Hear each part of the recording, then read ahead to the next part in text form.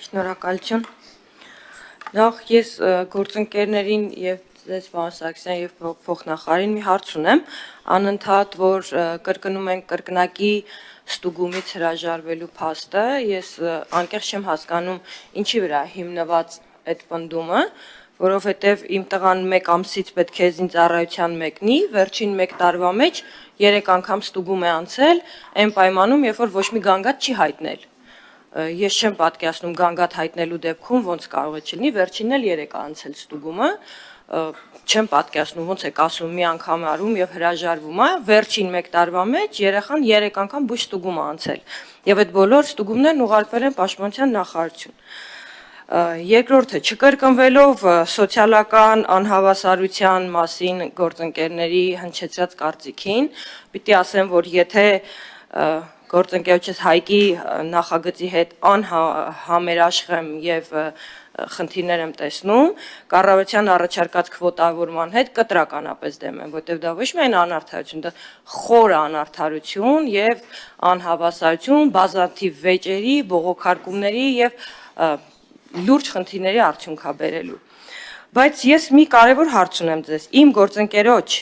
նախագծի գլխավոր մեխը իմ պատկերացմամբ ամբողջ մեխը այս նախագծի նրանումն է, որ 1 ազատված զինծառայողի փոխարեն մենք ունենում ենք 3 պայմանագրային զինծառայող դրա վճարած գումարի դիմաց աշխատանքի վերցնելով։ Պարոն Սարգսյան, եղել է իրավիճակ ձեր հիշողության պրակտիկայի մեջ, որ օրինակ 4000 քաղաքացի եկել են Պաշտպանության նախարարություն, ասել են մենք ցանկանում ենք դառնալ պայմանագրային զինծառայող եւ մենք այդ 4000 քաղաքացուն պայմանական ասել ենք մենք չունենք գումար, որ ձեզ վերցնենք զինծառայության։ Ինձ հետաքրքիր է նման իրավիճակ եղել է։ Սկսեմ վերջից, բնականաբար նման իրավիճակ չի եղել եւ չի էլ կարող լինել։ Ավելին ասեմ, սրանից առաջ պարոն Սարգսյանը, երբ որ հնչեցրեց մոտարկված թվերը շարքային պայմանագրային զինծառայողների, նույնիսկ ավելին ստացող զինծառայողներ կան, ովքեր մարտական հերթապահություն են իրականացնում, այսինքն գումարի խնդիր երբեք Պաշտպանության նախարարությունը չի ստեղծել եւ պայմանագրային հիմունքներով ծառայություն անցնելու ցանկացողների համար որևէ խոչընդոտ չի ստեղծել, եթե իրենք բավարարել են օրենքի պահանջներին եւ այն չափորոշիչներին, որը վերաբերում է առողջությանը, մի շարք այլ հանգամանքներ։ Հաջորդը,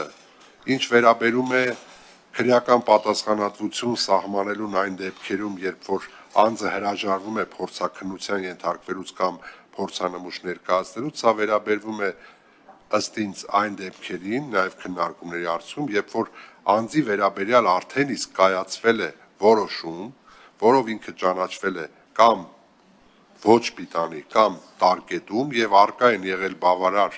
օպերատիվ կամ այլ տեղեկատվություն կամ քրեական վարույթ նախաձեռնելու համար հիմքեր, որ տվյալ անձը ինչ հանգամանքներում օրենքի խախտմամբ է ազատվել եւ անհրաժեշտություն է ծագել իրեն վերափորձաքննելու եղանակով բարձել ինքը հիվանդ է թե ոչ, այս պարագայում անձը իր իրավունքից օգտվելով եւ օրենքի բացը ճակերտավոր այդ հնարավորությունը օգտագործելով ասել է, որ ես չեմ ցանկանում լրացուցիչ փորձաքննվել, մի անգամ արդեն փորձաքննվել եմ, կա բժշկական հանձնաժողովի համապատասխան եզրակացություն, բավարարվեք դրանով եւ իրավապահ մարմինները ոչինչ չեն կարողացել անել։ Կարծում եմ սրան է վերաբերում, իսկ քվոտավորմանը, երբ որ դուք ասում եք կտրուկ դեմ եմ, իհարկե ձեր իրավունքն է դա, բայց մենք քվոտավորելու ենք մոտավորապես, այս բանը ես չեմ կարող վերջնական ասել, թե ինչ ձևով կիրականացվի, նախ յուրաքանչյուր զորակոչի մենք որոշելու ենք, թե քանի մարդու վրա է տարածվելու։ Եվ այս բանին մեզ մոտ մեր գլխում կա միտք, որ սա որոշակի կատեգորիայի անձանց վրա կարող է տարածվել, այսինքն ինչ որ մարդիկ օրինակ կրթության բնագավառում, օրինակ եմ ասում, մարդիկ, ովքեր այսինչ ֆոկուս խմբին են պատկանում եւ այս մարդկանց նկատմամբ հնարավորություն տրվի, որ օրինակ եմ ասում, այսինքն սա, եթե օրենքը ընդունվի, եթե բանը արդեն հասնենք այնտեղ, որ պետք է ընդունվի օրենքը, մենք կառավարության կարգը մշակելիս պետք է հաշվի առնենք, թե ում նկատմամբ է այս գործողությունը, այս հնարավորությունը տրվելու եւ ովքեր են ծառայությունից օգտվելու։ Հնարավոր է լինի դեպքեր, որ տվյալ զորակոչի ընթացքում որևէ հնարավորություն չտրվի, օրինակ դա էլ է հնարավոր։ Սա քննարկման հետագայում քննարկելու հարցեր են, կամ տրվի փոքր թվականակ։ Իսկ այն մեխանիզմները, որոնք դուք պնդում եք, որ կարող է անարդարության, կոռուպցիայի հնարավոր մեխանիզմներ ծնեն, ստեղծեն իրավիճակ, որ մարդիկ նաև անարդարության զոհ դառնան,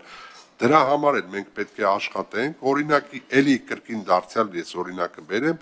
մենք ունենք արտոնյալ պայմաններով հիպոթեկային վարկավորումից օգտվելու, որը իրականացնում ենք վիճակահանության միջոցով։ Ես կարող եմ վստահաբար պնդել, որ մինչև հիմա որևէ բողոք արդեն տարիներ շարունակ իրականացվում է, ես չեմ ասում, որ սա վիճակահանությունով է լինելու անպայման, բայց օրինակ պաշտպանության նախարարությունը այդ գործընթացն իրականացնում է եւ մենք չունենք գեթ մեկ բողոք, որ զինծառայողը ասի, գիտեք, եկա ականատես եղա ինչ որ process-ի, որտեղ խախտվեց իմ իրավունքը մեկ այլ զինծառայողի նկատմամբ ավելի բարվոք վիճակ ստեղծվեց։ Ավելին ունեցել ենք մենք գեներալներ, ովքեր ավակ ենթասպաների, լեյտենանտների հետ հավասար պայմաններում եկել են վիճակահանվել են եւ այդ գեներալը չի ստացել այդ հնարավորությունը, ստացել է իր ենթական, իր շատ, այսինքն մենք այստեղ ամեն ինչ պետք է անենք, որ այս անարդարության զգացումը որևէ կերպ չառնի։ Ես ուզում եմ այս հատվածը հեսակացել։ Այս հատվածը ռեգլամենտավորենք 2 րոպե հարց, 3 րոպե պատասխան, եթե դեմ չեք։ Խնդրեմ, Տիկին Պողոսյան, շարունակեք։ Պարոն Սարգսյան, դուք իմ գործընկերն եք, իմ ընկերն եք, իմ ընտրած իշխանությունն եք, իմ ճանաչած ամենաազնիվ մարդկանցից մեկն եք, պարկեշտ։ Ես ձեզ իմ բարձրացած հարցը ձեզ չի ուղղված։ Ես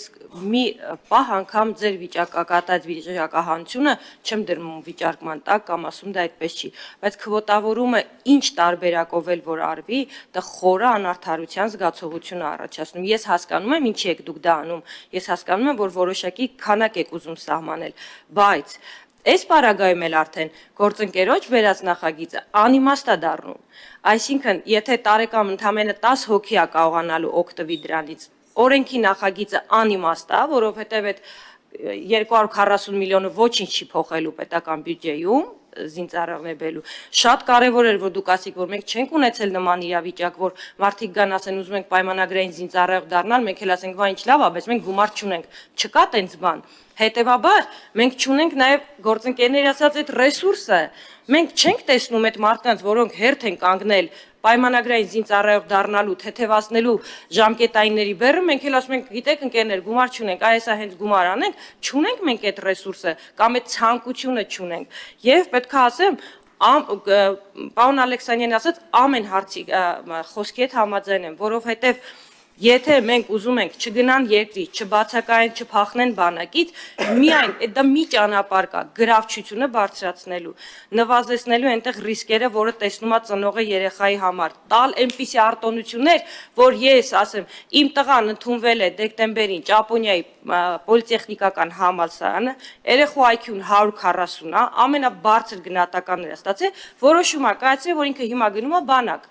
ասում է ես չեմ ուզում հետ գամ սովորելուց եւ գնամ 26 տարեկանում ես հիմա եմ գնում բանակ մենք իր որոշման հետ համաձայն ենք բայց պարոն Ալեքսանյանի ասած հիանալի ծրագրավորող երեխան ինքը 2 տարի հետ անկնում բոլոր այն ընկերներից որոնք առավելություն են ստանալու Այս ասած, այսինքն այս խնդիրները մենք պետքա միայն գրավչության բարձրացման արդյունքում անենք։ Մենք ունենում ենք երեխաներ, որոնք գնում են սովորելու դրսում top 50 համալսարաններում ունենք ստատիստիկա 20-ից 1-ն է գալի։ Դա սարսափելի թիվ է։ 20-ից 1-ը որ չի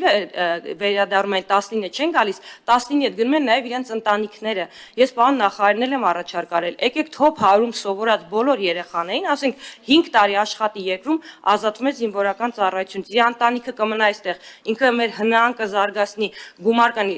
արտագաղթ չի լինի։ Այսինքն լուծումները ոչ թե մենք պետքա գումարի ձևով անենք, մենք պիտի միայն խրախուսման ու արտոնությունների ձևով լուծենք այս հարցը։ Թե չէ որ խնդիր կա, եւ պարոն Սարգսյանի հետ եմ համաձայն, եւ ձեր բոլորի հետ համաձայն եմ, այդ խնդիրները կա, բայց ես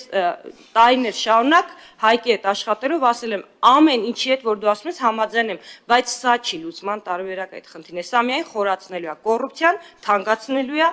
խորացնելու է կոռուպցիան, ել ավելի արմատներով մտնի, հարցը չի լուծելու, արտագաղթն է շատանալու է։ Եվ մի վերջացնեմ ես էլ